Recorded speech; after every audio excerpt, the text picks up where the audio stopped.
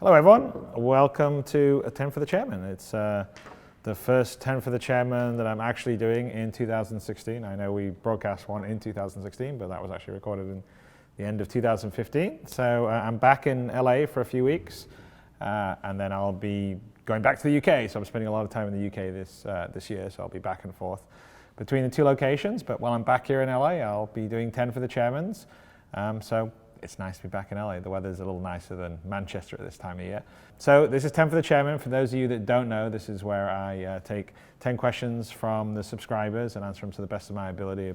Questions obviously about Star Citizen or Squadron 42. The subscribers are the subset of our community that contribute extra money every month to allow us to do a heightened amount of community content. So shows like this, Around the Verse, various other video shows we do like Bug Smashers, Ship Shape, all that kind of stuff, as well as Jump Point, which is this sort of behind-the-scenes, in-depth magazine that is usually 50 to 70 pages of how we built ships, design and process, and we also do other kind of little perks for subscribers like flair for hangers and stuff. So, but we do that to say thank you because you help us do this large amount of community outreach and content, which I think sets Star Citizen apart from pretty much every other game out there, because we just give you guys a lot of stuff.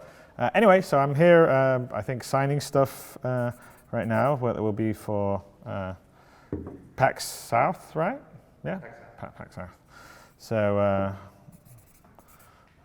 there's a bunch more over in that direction that I will continue after this. But let's get to the 10 questions.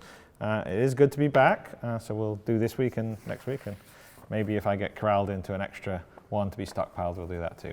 Okay, so the first of the questions we've got here is Superb Fret, Fret spelled F-R-E-T, by the way, so Superb Fret, asks, will there be two-step verification login, and if so, when will it be implemented? We are working on two-step verification at the moment. We actually just had the folks, or Benoit from Turbulent down here, for some planning sessions we were doing here in Los Angeles, and so actually that was discussed, and I know they're working on it. So I would say implemented soon, TM. But don't ask me for a date because I always get in trouble for those. The second question comes from Chuak Aldant, who asks, when you are part of a crew on a multi-crew ship and the owner of said ship dies or goes offline, does the ship go with them? No. So the idea would be, if the owner dies or goes offline, but there's other real players on the ship, then the ship would still exist because you wouldn't want to just sort of instantly disappear back to your home planet. So there's probably some processes that we have to figure out so there can't be abuse of this, because you don't want the owner to, I don't know, whatever, log out and everyone's flying around in the ship and then the owner logs back in and what do? Appear back on the ship or not? So we still have to work that out, but the idea would not to sort of have the ship just disappear from underneath you. But that's all the kind of things that in 2.1 onwards that we're sort of slowly going to be getting to all the sort of case situations from that. Okay, next question comes from Sergeant 19 Delta, who asks, are there any new technologies you're working with that are going to allow you a better game for everyone with the average system, or are you expecting only the most serious of gamers with high-end towers? Well, we are definitely focused, on making, sort of building the game and the features, which means that some of our optimization work hasn't happened yet. We do occasional optimization, so I think people will have seen sort of from 2.0 to 2.1, and even from 2.1 to 2.1.1, which just went live, that there's been some optimization work, so sort of frame rate's better, the game's a bit more stable, and in fact on sort of older machines, or even sort of machines with less cores, the game now performs a lot better when it was performing badly before. So we do ongoing optimization work as we go along. There's various parts of the game that aren't as optimized as they should be, like UI is a pretty bad culprit. We're also working heavily on sort of the LODs of the ships, and the graphics and the engine team are constantly sort of doing things that they think will increase the performance, but will really sort of nail a lot of that down the road when we're much more sort of feature complete on everything we want to do. But the goal would be sort of to have mid-level machines on up to be able to play the game, not just super high-end ones. Although super high-end ones now, are pretty good for getting it to look as good as possible and run at a decent frame rate. JMojo, all one word, asks, will we be able to pick up plant life or even random items on planets in the PU? That flower is really awesome. I would like to take it back and try to cultivate this plant. You'll definitely be able to collect things from different places you visit and potentially collect things like fauna. I think I mentioned another 10 for the chairman that potentially you could do hunting and things like that. So we'll definitely have some sort of gameplay, and I kind of want to have features in the game that sort of encourage people to visit various parts of space and then sort of collect mementos or trinkets, like if you went to Paris and you got your little Eiffel Tower statue thing, that kind of thing, because I think it would be kind of that, for me, that's much more fun than having a achievement medal or something like you get with Steam Awards or Xbox Live or something. So that's sort of the goal. I don't know if you'd be able to pick every single flower you can see in a big field of flowers, because we're not at the point where we've got the procedural planets with all the vegetation and fauna. So, but there would definitely probably be some things you can collect. We're thinking of sort of having gameplay on some of the procedural planets that would be things like mining or mineral collection and doing stuff like that. And that's actually fairly simple to implement. And so we're sort of thinking on the PU of some pretty interesting and fun kind of low-hanging fruit and gameplay for you guys to play with. And I'm kind of looking forward to that. All right, next question comes from Juro, who asks, so you may or may not have heard about this significant amount of griefing since the launch of Star Citizen Alpha 2.0. I recognize this may just be folks messing around and testing the limits of the new environment. However, what long-term plans, ideas do you have to deter or punish players for poor behavior? For example, carjacking and murder have real consequences. I think we generally get this question fairly often. So to give you sort of my idea of like what the approach is going to be, I view the sort of mini PU as our sort of sandbox test bed, and I don't really want to build in sort of a nanny state from the beginning. So I don't want to be in a situation where we're trying to figure out all the ways people can abuse the system.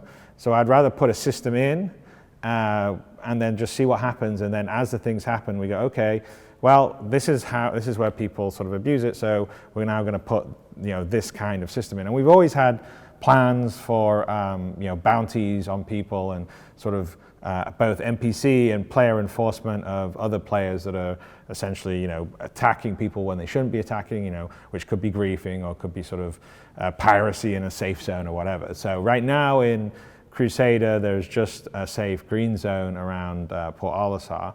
But what we're going to do is, and this will be in one of the future builds, it won't be, I don't know whether it's the next major one or the one afterwards, but we're going to start to put in a kind of sort of enforcement system. So if you attack someone in an area you shouldn't, there isn't authorized PvP, then if there's, say, communication satellites around and the attack was sort of broadcast by the black box, then bam, all of a sudden, then maybe a bounty on your head, and other players can go after you and actually earn alpha UEC for taking you out, and there'll be NPC police that would also be going after it. So as we start to get more persistence in the game, which is also one of the big feature sets that's in one of the future patches, we're also starting to put in some of that sort of reputation and sort of I don't know whether you want to call it law enforcement, but just sort of enforcing sort of rules of conduct in various areas of space.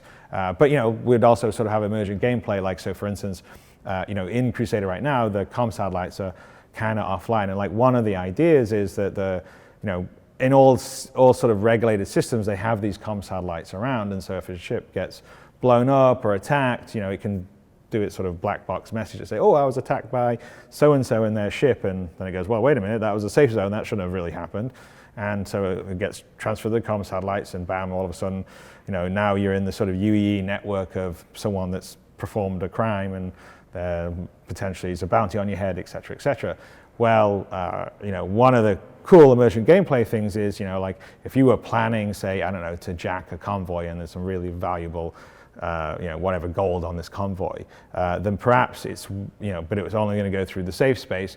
Perhaps it's worth it to go and spend some time to try and disable the comm satellites. Maybe you have a crew, a bunch of people go and disable the comm satellites, so a little area goes dark, and then bam, you jump on the convoy, rip it off, head out before the comm satellites are brought back up. And of course, the missions would probably be spawned in the persistent universe at that time where, oh, the comm satellite's down, we need to go fix it, which is kind of what you're sort of seeing a little bit in Crusader right now in 2.1, and it was in 2.0 as well. But this would be sort of, like there'll be a reason for the comm satellite and why it's there and why pirates would take it down. And so we're going to try and put these play mechanisms in that will sort of be like the real world where there are consequences for doing things, but you can also try to be a criminal, but it's a lot of work, so you really should only do it if it was for something that would be really high yield. And we'll sort of try to make it for people that are more griefing, that it's just not really something that would be beneficial. Like they'll waste more time respawning and doing stuff than they would sort of griefing a new player. So we'll see, but that's the whole idea of having the mini PU is we put it out there and then we start to build structure on top of it. So it'll be kind of interesting. So we're going to try to get some of this basic stuff that I've talked about in the next few patches. Not sure if it will make 2.2, but 2.3 and onwards. So look forward to that, because I think it will actually be kind of fun when you sort of see player behavior sort of be shaped by more and more of these rules, and see which people fall on the side of enforcement and keeping the law, and which people fall on the side of piracy and criminality, and it should be fun. So there you go. Okay, next question comes from Road Beer. I was wondering if we will be able to move elements of the HUD to different monitors. Things like radar, wireframe, pin targets, chat comms, etc. So we originally had a plan to be able to move things off your HUD and put them on monitors and back and forth, but sort of looking at it and how often that gets used, we sort of decided that overcomplicates the system and is not particularly tenable when we have so many different cockpits and everything else. So the plan is that on your HUD, you should be able to customize it, like sort of move your widgets around basically, or add new widgets if you get new functionality with avionics. And then on your monitors that you have in, say, your cockpits, the functionality of those comes from the different devices or items or avionics that are plugged into your system.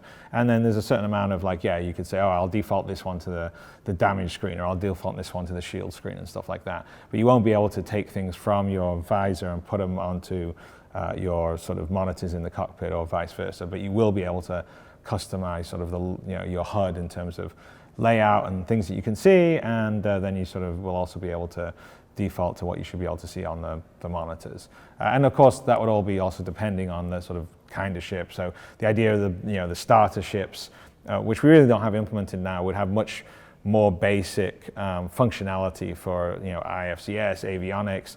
You wouldn't have nearly as many knobs and dials that you do currently. And then as you upgrade your ship or avionics, or get a bigger, more powerful one, then they sort of come with the advanced operations sort of menu tabs that you can open up, and now there's more options for you. So the idea would be, as a beginner, you would start with your sort of starter ship, just like a starter car you would have, and it's simpler to operate and use. But then as you play the game more and you want to sort of have control over specific stuff, you would obviously upgrade your systems or move to a different kind of ship. And I think that'll be much better for sort of the beginning user experience, because right now the beginning user experience is pretty overwhelming. I mean, unless you're really up on everything, just getting thrown into Crusader, it's pretty daunting. First of all, I mean, our control schemes aren't consistent between modes, so FPS controls aren't necessarily consistent with flying controls, and also sort of the overwhelming things you can do in terms of shields and weapons and all the rest is fairly overwhelming for a basic user experience. So we're going to be working on that as well as we go forward, because we're getting bigger and the community is getting bigger, and I really would like the experience for new people to be better. So also doing things to make the tutorial easier and better, maybe a different approach to the tutorial. That's all sort of on the list of things that we have to work our way through.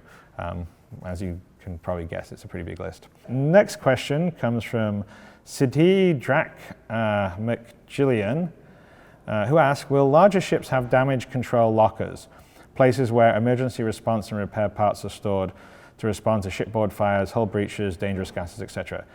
Yes. So absolutely, we're going to have specific gameplay on bigger ships where there'll be nodes and things that would break down. So pipes are connected, and the pipes are how power or heat or oxygen in the case of life support would all be connected. So the different items, they may require power, but they also emit heat, or they may require a data input. And on the bigger ships, those pipes go through different sort of connectors or conduits. You could almost think of it as a sort of conduit that has a fuse in, and maybe like when there's damage, boom, the fuse blows, there's a power surge and the fuse blows. So now this sort of connector, the power goes here, but it doesn't go through here because the fuse needs replacing. So part of the gameplay will be like, okay, right, crap, the back turret's down because the power node's gone down, on the left side of the hull. Well, you go and fix it and you run back, take out open up the connector, take out the broken fuse, put the new fuse in, power gets restored to the turret at the back. So there will be definitely that kind of gameplay. Fires could break out. You'd have to do, go and extinguish them with the fire extinguisher. So we're going to add gameplay in the bigger ships to give you things to do. The sort of really cool multi-crew stuff. The classic going back to the engine and it's going to overheat, and the Scotty moment, and he's going to go and fix it. So I think that will make the multi-crew more compelling. We're also working on better improvements for how the turrets operate and all that kind of stuff. So watch the gameplay experience improve for multi-crews over the next X number of patches, and that's a big focus of us. And I think it's one of the coolest things is you can do that in Star Citizen. You don't really get to do that in pretty much any other game. And even with the limited amount of multi-crew action you can do now, I see loads of cool videos, people running back in the turret and fighting off some pirates that attack him or other players that are attacking him while their friends flying. And so just imagine that when you're actually able to fix things or patch things up, and you can do more from the engineering station. So we're with the future iterations where we have our new item system comes online properly, which has a lot more power and has the ability to sort of share authority between items. And so we really can have a pilot designate some functions to a co-pilot in a way that you can't presently do, but it is part of the plan, and it is part of our new item system, which is the first iteration comes online for some of the personal items in 2.3 and then beyond that. So I think it's going to be some pretty cool gameplay with that. All right, next question comes from Cliff, who asks, we know there will be Alpha 2.1, 2.2, and 2.3, but how many more plus 0.1 iterations are currently planned before we reach another major milestone, presumably an Alpha 3.0? That is a good question. So right now we don't really have an Alpha 3.0 planned out on our roadmap. It's all 2.1, 2.2, 2.3, etc. through the year. Essentially going to 3.0 would be, it's kind of hard because we're actually adding some pretty major stuff in some of the 0.1 iterations. So I don't know, maybe 3.0 is when you go between star systems instead of just travel around one star system. But we haven't determined that yet, but we'll figure it out. So stay tuned for that one. Next question comes from Banjo, who asks, what are the plans for Star Marine? I know we have FPS mechanics in 2.1, but I'm curious whether the standalone module with Gold Horizon is still in the pipeline.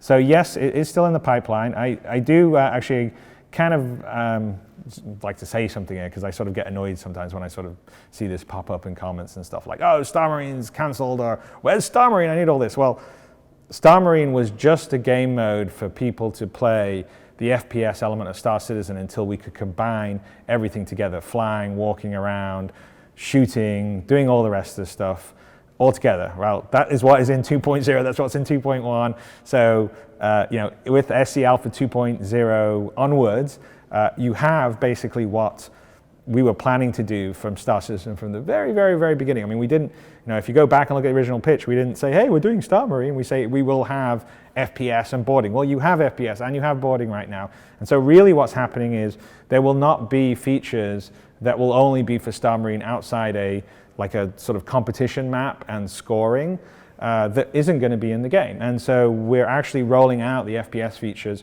So 2.2 will have some more features on the FPS side, and 2.3 will have some more, and so on, until we've got the sort of what we consider the basic functionality. So 2.2 has cover and some other things in it, and we'll obviously have future, there's lots of things like vaulting and sliding and different kind of stances that we have, and there's a lot more weapons that we have, and they're all getting rolled out and we're honing it, and you guys are going to be playing it in 2.2 and 2.3 and 2.4, and then when we've got that basic set, we will sort of turn on the map for Star Marine, because all Star Marine is a game mode. Basically, it allows you to play a game, have 2 teams, have some points, and so you can just sort of have a Arena Commander style match, but for FPS. And that's kind of useful for you to hone your FPS skills without sort of being in the mini PU and risking some other stuff. But you already have FPS in the game, so it's not like FPS got cancelled or anything like that. It's definitely in, and Star Marine originally was sort of our idea of how to get people to play the FPS before we could put everything together, but since that obviously took longer than we expected to get FPS to the level that we're comfortable with, by the time we got it to the level, we said, okay, you guys can play this. Well, we already had all the other things combined with the large world and the 64-bit coordinates and the zone system, so that was it. So there you are. We will have Gold Horizon, we will have Star Marine, but that will sort of come online once all the basic FPS features are in and live in the mini PU. All right, so the last question here comes from Kreema, who asks, this question concerns mostly Squadron 42, but in some extent may also concern Star Citizen. Can we expect dogfights inside huge structures like space stations, where the piloting skills will be the only thing that will keep you alive, basically like in Star Wars when they fly into the Death Star? So that is a good question, and that is absolutely a goal for, there will be gameplay that will give you that kind of close-in dogfighting skill. So in Squadron 42, there's Shuba Mining Station, it's about 6 kilometers long, and there's lots of structure stuff on it, and so part of our plans is to have some low-flying combat that's happening there. So if you're going after an OMC outlaw, you would have to go close to it and fire, and so have that sort of flying close to the structure. There's other plans to have sort of similar things like in sort of asteroid fields, and I'm pretty sure that we will also work in that kind of stuff in some places in the persistent universe, because it's just really cool gameplay and it sort of rewards good piloting skills. The issue with it mostly is just getting the AI to fly smart enough close to structures, because if they go close and they just whack into it, then it sort of defeats the whole purpose. It was sort of like, I think there was one time where the asteroids in Vandal Swarm weren't really on the radar of the AI, and so you could just get all the Vandal to basically ram into asteroids and they'd kill themselves. So so the AI is really sort of the hold up, and AI is a big thing for us. It's a big focus right now for the project, because there's a lot of AI dependencies in Squadron 42 that we need to finalize up, and we want to roll out more AI into the persistent universe. So in Crusader we have some basic we have some basic spaceflight stuff, but we also want to have folks on the various space stations going about their daily lives, and a higher degree of that, and also have some AI on FPS combat and stuff like that as encounters that you could maybe go to a location, have to clear out some outlaws or something like that. So all those are being worked on, and we definitely will have some close flying structures. All right, there you go. That is my first official Time for the Chairman for 2016. I hope you guys enjoyed it. I thought there were some pretty decent questions here. This year's going to be a fun, big year, lots of work. I will be in cold rainy Manchester at all the wrong times of the year. It would be much better to be in England in the summer, not right now.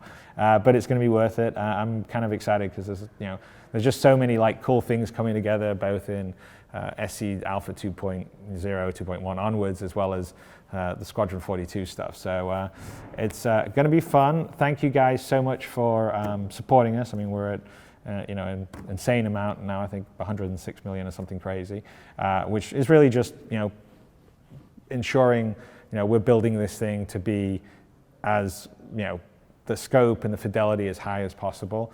And I think there's going to be nothing like this game when it's finished. And it was all possible because of your guys' support. So thank you very much to everyone that's backed the game, and thank you very much to subscribers for allowing us to do this extra amount of content. And I will see you guys next week.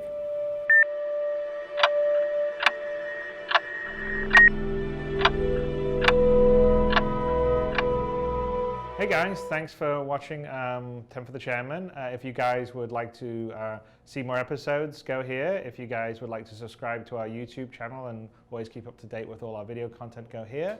And if you guys would like to watch episodes of Around the Verse, go here please. And I will see you in the verse. This video made possible by the ICC Stellar Surveyors and subscribers like you.